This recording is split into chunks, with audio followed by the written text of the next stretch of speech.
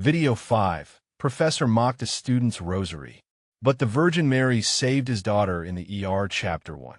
The classroom confrontation. Imagine a professor mocking a student for carrying a rosary in class only to find himself hours later begging that same rosary to save his dying daughter.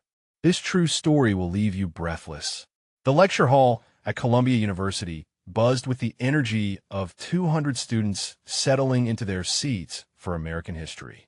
Professor Michael Davidson strode to the podium, his reputation preceding him like a shadow. Known for his razor-sharp intellect and biting wit, he commanded respect through intimidation. As Davidson launched into his discussion of colonial religious practices, his eyes swept across the familiar faces. That's when he spotted it. Wooden beads dangling from the neck of a front-row student. Carlos Martinez, a quiet 21-year-old who worked nights to support his immigrant family, had always been one of Davidson's better students. But today, the rosary hanging openly against his white shirt became a target.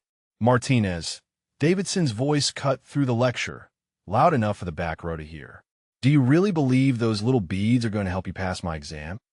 Nervous laughter rippled through the classroom. Carlos's hand instinctively moved to his chest, trying to tuck the rosary from sight. It's just my grandmother's rosary, he murmured, barely audible above the sudden tension. Davidson pressed forward, his academic pride fully engaged.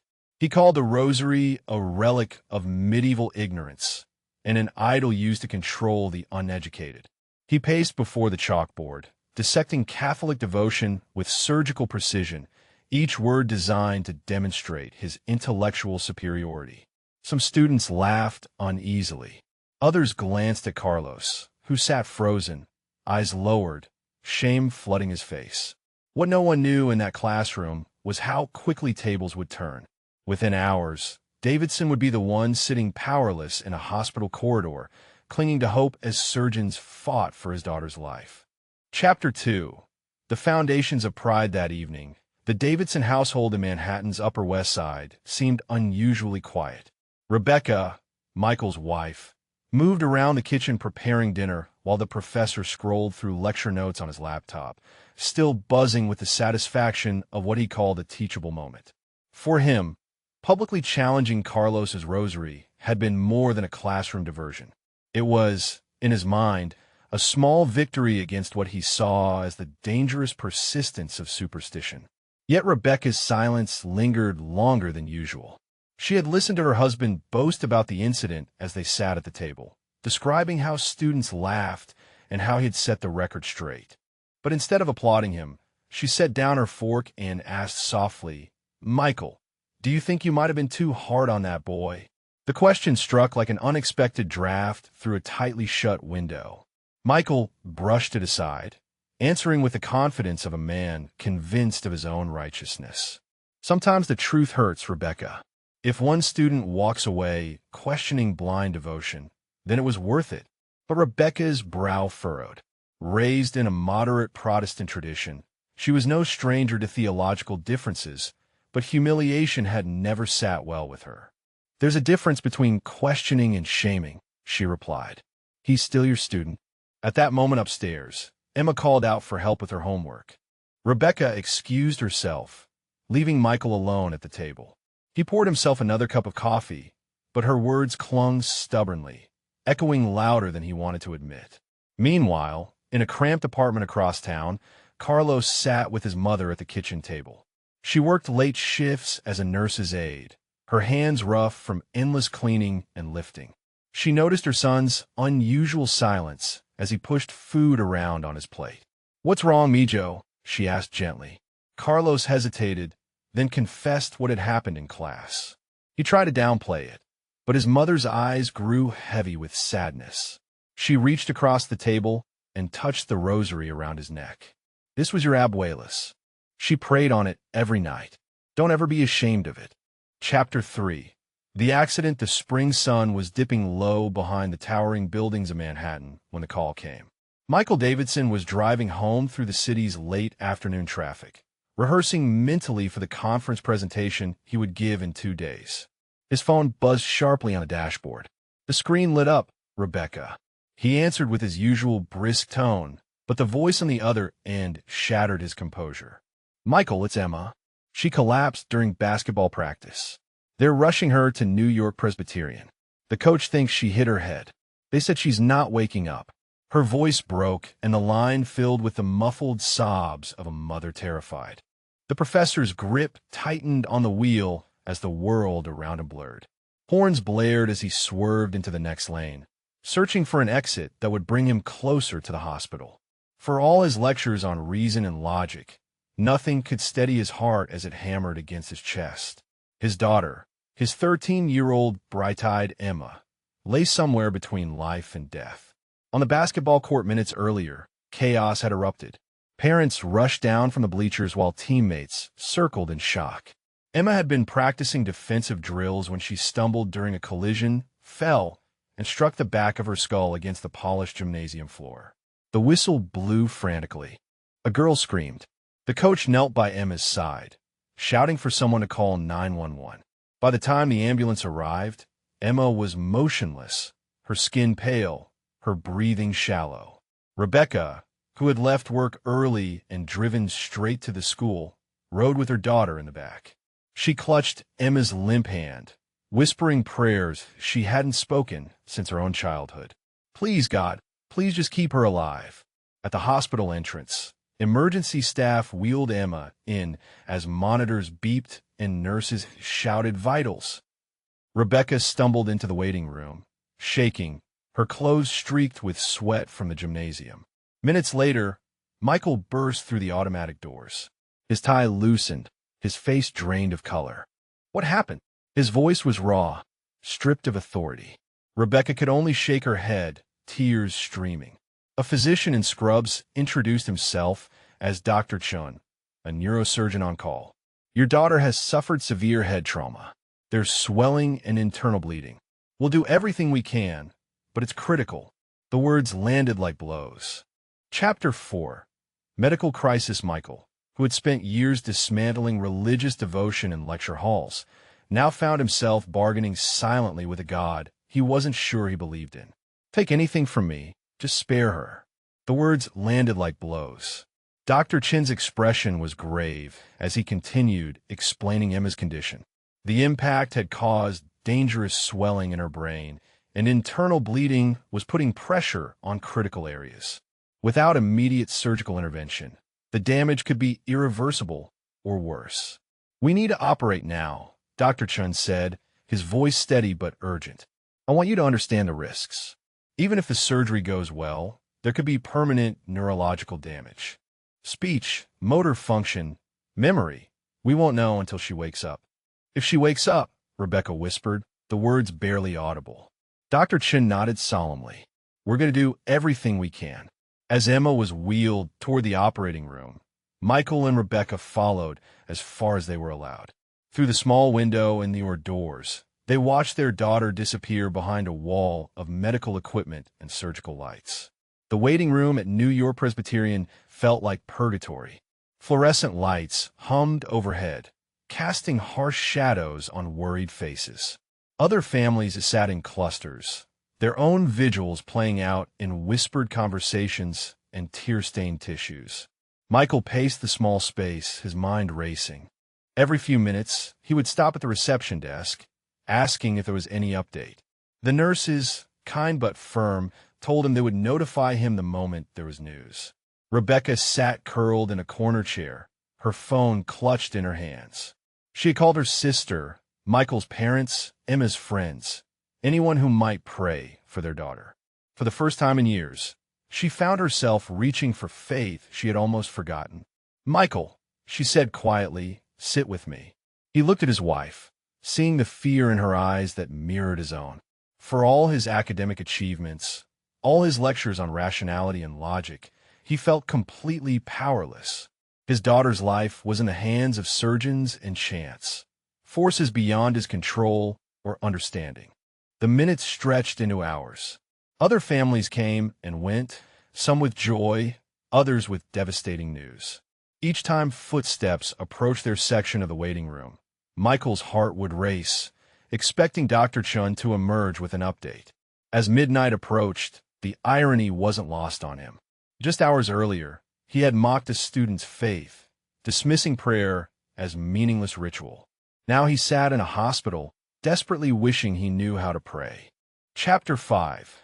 Desperate hours. By the time the clock neared 3 o'clock in the morning, the sterile corridors of New York Presbyterian had fallen into a heavy silence. Machines hummed behind closed doors, and the soft squeak of nurses' shoes echoed down empty halls. In the surgical waiting area, Michael Davidson sat slumped in a chair, eyes red and glassy. Hours had passed since Emma was wheeled into surgery, and each tick of the clock seemed to tighten the knot in his chest. Rebecca dozed fitfully in the corner, her face streaked with dried tears, hands clasped tightly, as if she were still praying even in her sleep. Michael rose quietly, restless, unable to stay seated another moment. He followed the glowing exit sign and pushed through the heavy doors into the hospital's small courtyard. The garden was damp with early spring dew, dimly lit by a few lampposts casting pale halos on the benches and budding trees. Michael sat heavily on the nearest bench, leaning forward, elbows on his knees. He buried his face in his hands. For the first time in years, words of prayer slipped past his lips, fragmented, desperate pleas to a God he wasn't sure was listening. The lounge door creaked open, breaking his spiral. A young resident stepped in, yawning. "Rough night, Professor." Michael straightened, his face a mask again. Same as always. But inside, nothing was the same. When the resident left, Michael remained, gripping his coffee cup until it cracked in his hand. He tossed it into the trash and pressed his palms against the table, head bowed. He had spent years keeping his grief locked away, walled behind reason and science. The image of Emma's laughter flashed through his mind, her quick wit, the way she used to race him down the block on her bicycle. Every memory collided with the terrifying possibility of losing her.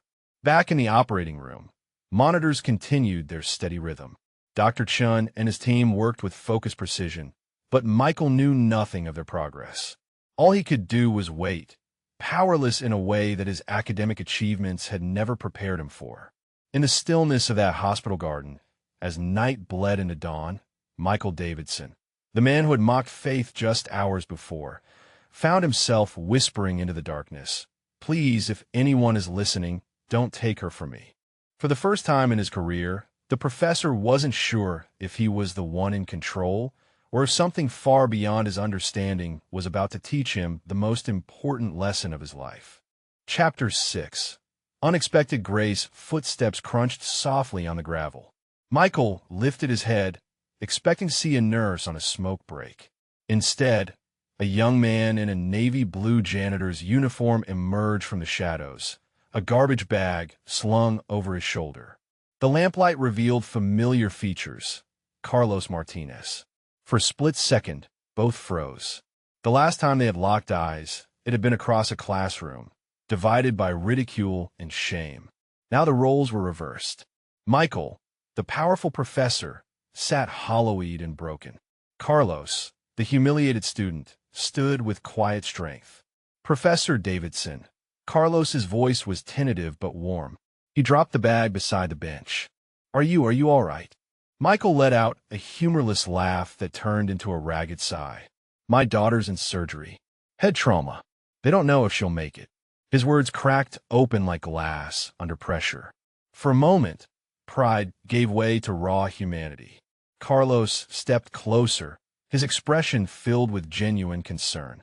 There was no hint of resentment, no satisfaction in seeing his professor undone, only compassion. He sat down on the opposite end of the bench, leaving space but not distance. "I'm so sorry to hear that," Carlos said quietly. "Would you mind if I prayed for her?" The offer hung in the cold night air. Michael stared at him, conflicted. The image of that rosary mocked in class, just hours earlier, flashed through his mind. His instinct screamed to refuse. Yet the desperation of a father overpowered the ego of a scholar. After a long pause, Michael whispered, almost ashamed of his own need, "Please, do whatever you can." Carlos reached into his pocket and pulled out the same worn rosary. The beads glowed faintly under the lamplight as his fingers moved with practiced reverence.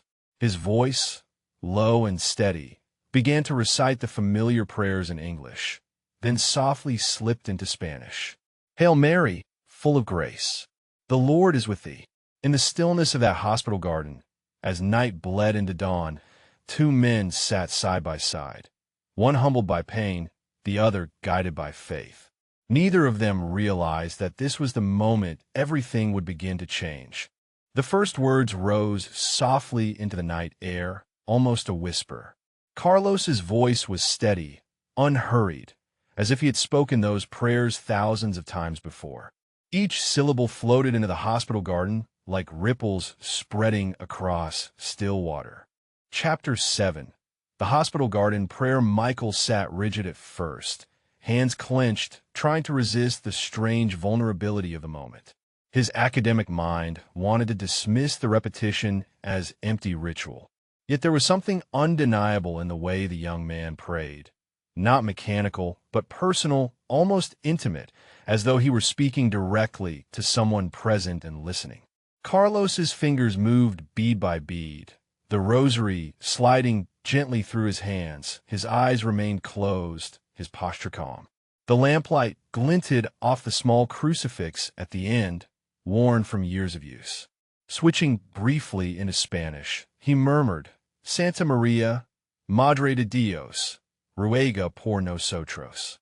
The language carried a tenderness that transcended words.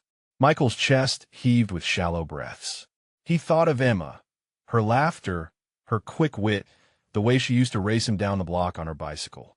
Every memory collided with the terrifying possibility of losing her. Yet, as Carlos prayed, a subtle shift began inside him.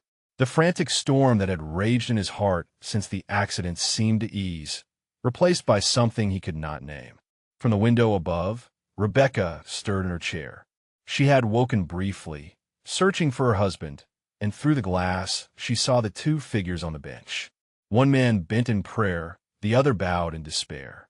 She pressed her hand against the cold pane, watching in silence, not daring to interrupt what felt like sacred ground.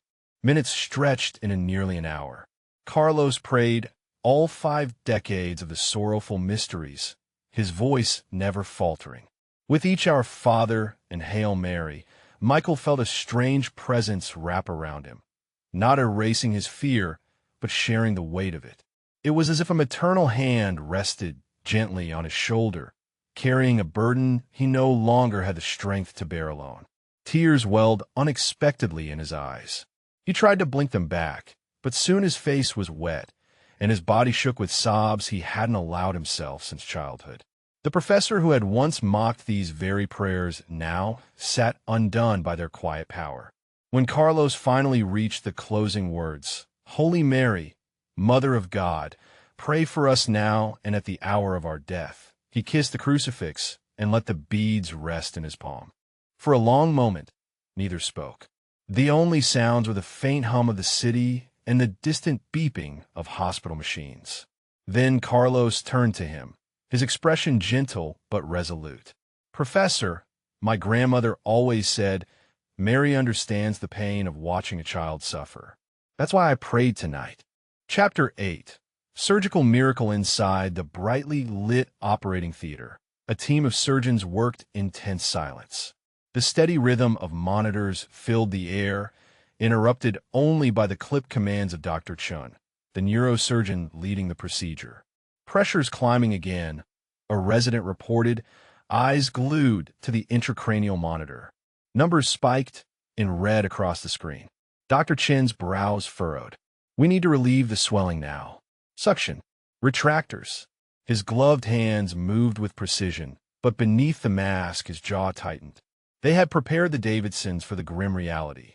Without intervention, Emma would not make it through the night. Even with surgery, the risks were staggering. At the edge of the sterile field, a nurse whispered a silent prayer, her lips barely moving behind her mask. She had seen miracles before, but rarely under such dire circumstances. As the scalpel traced carefully along the bone, a hush seemed to fall over the room. Monitors that moments earlier screamed warnings began to stabilize. The swelling, instead of worsening, started to retreat. The hematoma that had appeared dark and ominous on the scan seemed inexplicably to lighten, shrinking as though an invisible hand pressed it away. "Wait," the resident breathed.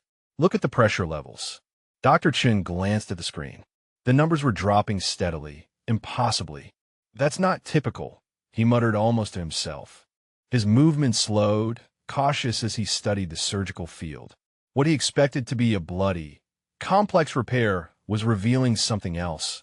Tissue that looked healthier than it should have, vessels sealing as if nature itself had accelerated the healing process. "Doctor," the anesthesiologist asked, half in disbelief, "are we still proceeding?" Dr. Chen hesitated. In 30 years of practice, he had seen complications, recoveries, even near misses, but never this. "We finish carefully," he replied, voice softer now. "But I can't explain what I'm seeing."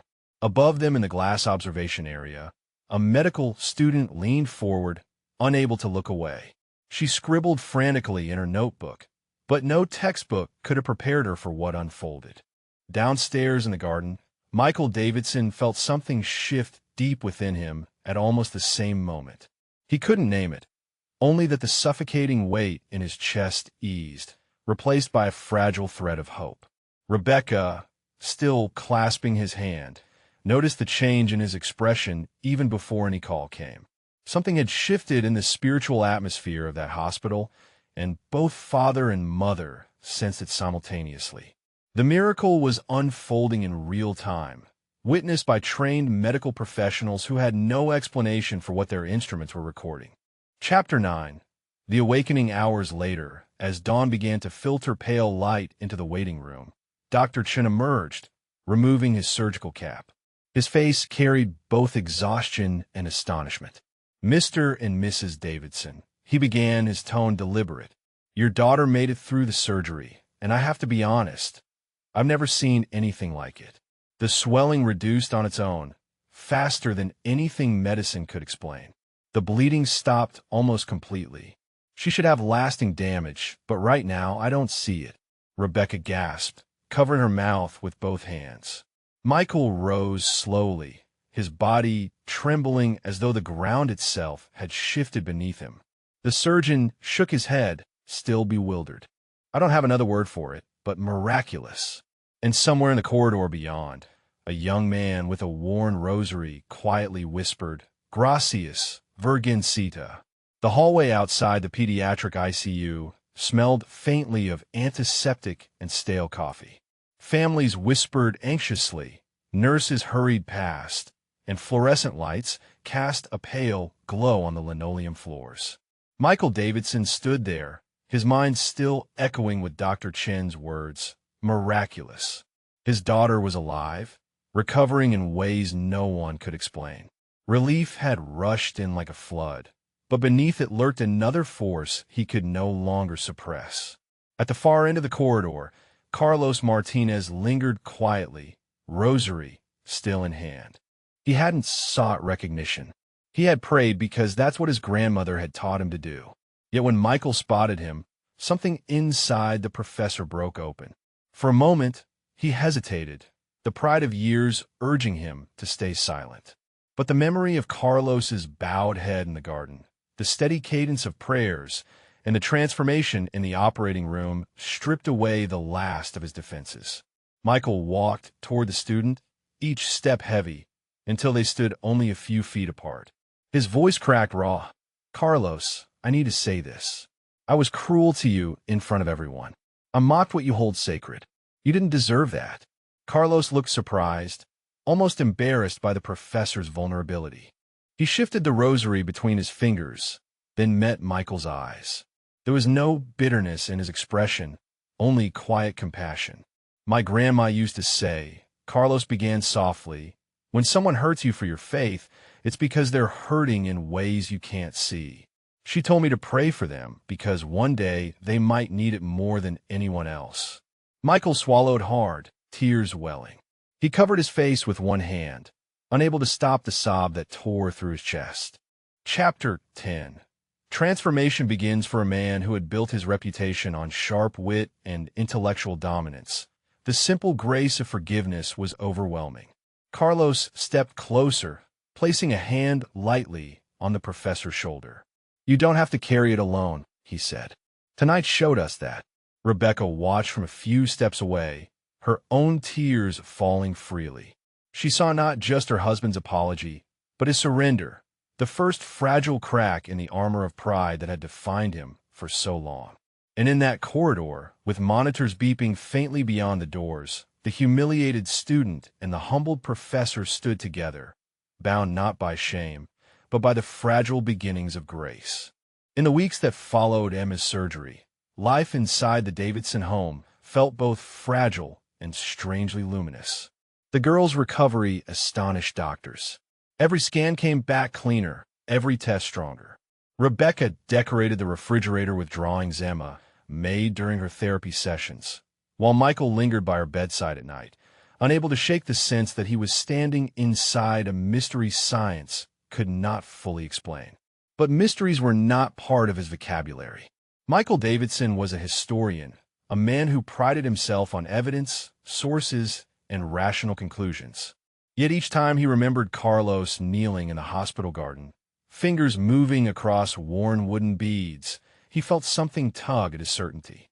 The word miracle had slipped from Dr. Chen's lips, and Michael couldn't bury it under academic reasoning. One afternoon, as Emma napped peacefully, Rebecca set a steaming mug of tea in front of him. "You've been different," she said gently. "Quiet, almost softer." Michael exhaled, staring at the steam. "I keep seeing him, Carlos, and that rosary." "Rebecca, I spent years calling things like that superstition. But then something happened. I can't explain it, but I can't ignore it." Rebecca didn't answer right away. Instead, she handed him a small pamphlet she had picked up from the hospital chapel. "Why Catholics Pray the Rosary." Michael turned it over skeptically at first, but the words drew him in. Not magic, not empty ritual, an invitation to meditate on the life of Christ through the eyes of his mother. That night, unable to sleep, he opened his laptop. But instead of grading papers, he typed Catholic teaching on Mary into the search bar. One link led to another. Articles on the difference between worship and veneration, essays on the communion of saints, theological explanations of intercession. For the first time, he realized that many of his objections had been built on caricatures rather than Catholic teaching itself. Chapter 11. Public witness words spread quietly at first.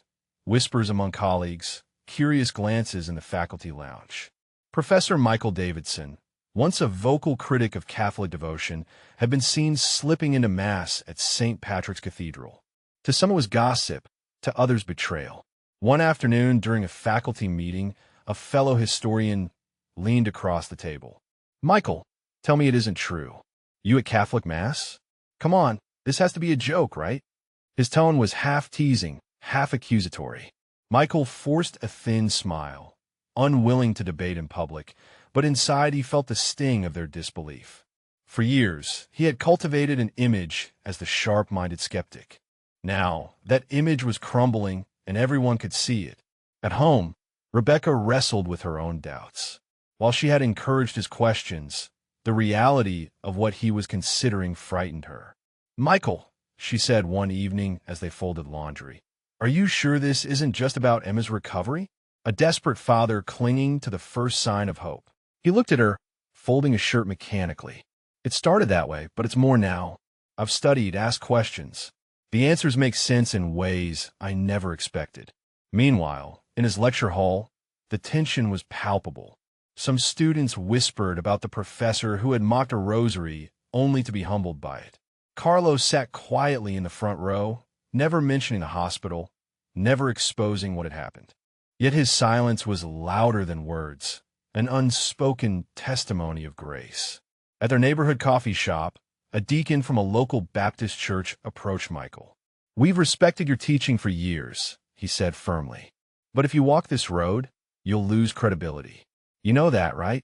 Michael stirred his coffee slowly, the clink of the spoon against porcelain filling the pause. Maybe credibility isn't built on what people expect me to believe, but on whether I'm willing to follow the truth wherever it leads. The cost became clearer each day. Some colleagues avoided him. Old friends stopped calling. Even at home, tension simmered as Rebecca, torn between loyalty to her husband and fear of change, struggled with what this meant for their family. One night, Emma asked innocently, "Daddy, are you in trouble?" The question pierced him more deeply than any criticism from peers. Yet beneath the weight of rejection and doubt, Michael felt a strange clarity. For once, his faith, fragile and new, wasn't a theory debated in a classroom. It was a choice tested against relationships, reputation, and pride. Standing at his office window late one evening, the city lights glowing below, he whispered to himself, "If this is the cost of truth, then so be it." Chapter 12. New life. The evening sun bathed the stone facade of St. Patrick's Cathedral in a golden glow. Inside, the pews filled with parishioners, families settling in, children whispering before being hushed by their parents. It was the Feast of the Assumption, August 15th, 2020, a date chosen not by coincidence, but by providence. For Professor Michael Davidson, it was the night of his confirmation, the night he would officially enter the Catholic Church. Rebecca sat beside him, her hands folded tightly in her lap. Months of wrestling, reading, and private conversations with Father O'Brien had led her to this moment as well. While still cautious, she had been moved by what she had witnessed. Her husband's humility, Emma's miraculous recovery, and the quiet witness of a faith that no longer felt foreign. Emma, dressed in a simple white dress, beamed from her seat. She had begged to serve at the Mass, and tonight she would carry the candles. The girl who once lay unconscious in a hospital bed now walked the aisle with steady steps, her face glowing with health. Doctors had called her recovery unprecedented. The Davidson family called it grace. When the bishop placed his hands upon Michael's head and spoke the ancient words of confirmation, the professor who had spent years ridiculing Catholic devotion felt a weight lift from his shoulders. It wasn't dramatic, not the kind of emotional frenzy he had once mocked in revival meetings. Instead, it was a deep and steady peace, like an anchor dropped in the stormy waters of his soul. He rose, tears gathering in his eyes, and joined the line for his first Holy Communion. As the host was placed upon his tongue, Michael felt a presence that shattered every wall of skepticism. This was not symbol, not mere memory. It was Christ alive and real, entering his life in a way he had never known before. From her pew, Rebecca watched her husband kneel, head bowed, his face wet with tears. For the first time, she allowed her own doubts to soften. The man she had married, once so proud and unyielding, was transformed before her eyes, and she realized she wanted to walk this road with him, not behind him or against him, but alongside. After Mass, Carlos approached quietly, carrying a small gift. In his hands was a rosary blessed by the parish priest. His voice was unsteady as he handed it to his professor. "I wanted you to have this. It's not from me. It's from a church that welcomed me and now welcomes you." Michael accepted it with trembling hands. "Carlos," he said, his voice breaking, "you were the instrument God used to open my eyes. I can never thank you enough." The young man smiled, almost shy. "It wasn't me, Professor. It was him, and maybe her too." He gestured toward the statue of Mary in the corner of the church, her gaze serene, her hands folded in prayer. That night, back at their home, the Davidson family gathered in the living room. For the first time, Michael led them in praying the Rosary.